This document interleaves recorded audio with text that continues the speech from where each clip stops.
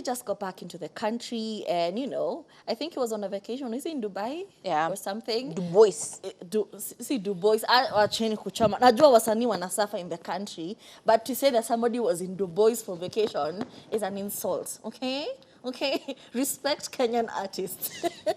Alikuwa huko Dubai, and now that he is back, he has a few tidbits that he would like to share with us. First of all, he started the story off with talking about how he grew up in a polygamous setting. His father was a polygamous man. He had many wives, and there were no problems. Each wife had their own house. They would cook the food, bring the food together, and everyone would eat and enjoy, and it was good, and it was Gucci. And then he now says, but right now, because the modern woman is so empowered and has her own money, it is so difficult to even maintain a relationship with one woman.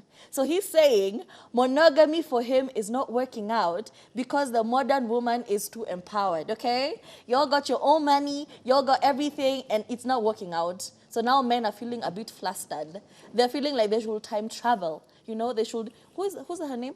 What's her name? Muni Long. She said, I wish I had a time machine. That is men right now, okay? They are wishing they had that time machine to go back and have just all these women. The thing with submission in African women, it wasn't submitting because you wanted to. It was submission out of fear, out of not having another option, out of wanting to be safe. It's just a lot. And it was just a negative aspect for the woman. And just submission was just a negative thing for them. But they had to do it. But the modern woman is empowered. She's educated. She has her own thing going on. Thus, she cannot tolerate a lot of things that their mothers and their grandmothers used to put up with. Mm-hmm. And I think, Eric Omondi is now thinking, if my parents put up with this, if I grew up in a setting where a woman was obedient to her man and everything, and there were no quarrels between all these many wives, why is this one girlfriend, not even wife, one girlfriend always pestering me, always asking me, where am I? Who am I with? What am I doing? When will I come home?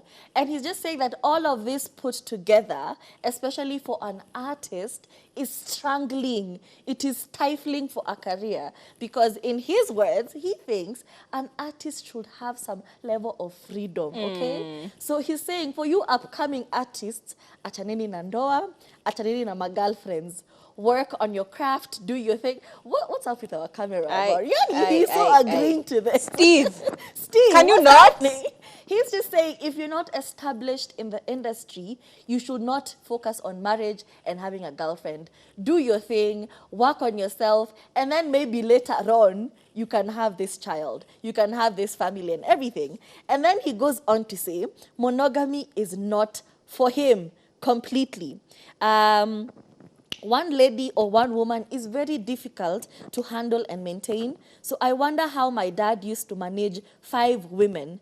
What about the woman in Nairobi? Utajipata kwa zile enzi, I would have been polygamous. But in this generation, dem moja anakupatia pressure. Moja tu. And it's true, because why should I not give you pressure?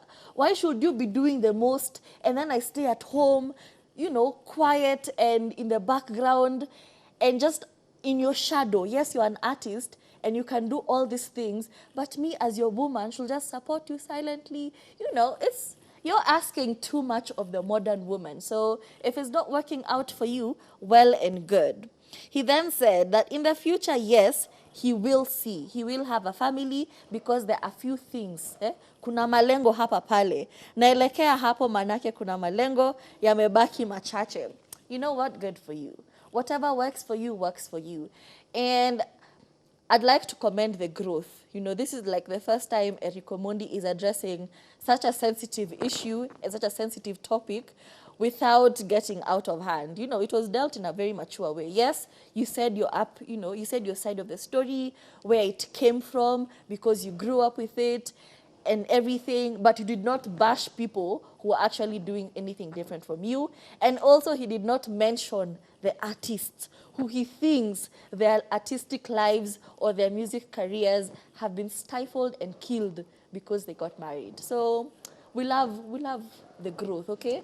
End a vacation more often. You know, it kind of humbles you a bit. But other than that, Eric Omondi, you just keep doing you. When you're ready for marriage, we will also be here talking about it. It's all we live for. I totally think that a lot of people have a bias, yeah, especially when it comes to relationship. You know that there's that bias. I'm trying to find it, but I forget what it's called. There's a bias wherein, for example, if you notice, if someone mentions to you, have you noticed that there's so many yellow cars around? You begin to see yellow cars everywhere. Yeah. Even when you couldn't imagine yellow cars, now you're seeing them everywhere. I forget what the name of that bias is, but that feels for me like it is the same bias which Eric Omondi has actually been caught up with. A lot of people have the same messages, have the same stories, but unfortunately, we all know the truth. Negative news will always travel so much faster than positive news. That's why every turn you take, you see a person who's in a horrible relationship, a person whose career ended because of a bad relationship, a person whose career stalled because of a relationship, a person who completely abandoned their career because of a relationship. And these are the same stories that we keep seeing, and we see them all the time, so much so that becomes the common narrative. But no one is talking about the successful marriages. I have a gym coach, or there's a gym coach at my gym who actually met his girlfriend, who is now his wife, on Tinder. So we're over here saying Tinder is a hoax. You can't be on Tinder and find a wife. All the people are trying to just sleep with you. However, there are many examples of people who've actually come out of really good relationships from Tinder, so much so that they got married. So why are we not speaking about all of these positive stories? So for that reason, I disagree with Eric Omondi to that point, in that not every single artist has gotten into a bad relationship or has lost their, usani wao from their marriages. Look at Nyashinsky. Isn't he doing very well? Isn't he in a very, very committed relationship? I think he's actually married. Yeah, so is. there's so many artists. Look at Nameless. He's still doing very well as a family man. Look at the president. So let's just say there are success stories. There are success stories. Which president? Exactly. There are so many stories of successful relationships which have made men even better. We've heard of people who've gone from rags to riches, and even the statement that says behind every successful man is a what? A woman. A woman didn't come from nowhere. It came from somewhere. Case studies were made. So let's stop doing this. Eric Omondi, I understand you as an individual may not see it that way, but a lot more people who listen to you will probably go the same route simply because they trust you. But where are these other examples of beautiful marriages? Give those examples. Give us pure, unbiased opinions of both parties who you've seen bad marriages and good marriages, and then let us be the ones to make the decisions from an informed perspective. That's Matu. And also, Diamond Platnumz shares the same opinion, and he went as far as saying that he will, the minute he gets married, he will retire from music because he feels like sometimes marriages closes a few freedoms for you. Yeah, because it's the same thing Eric Omondi is saying over here, that apparently as an artist, where is that quote? He says, as an artist, it limits you to, where is that? He said,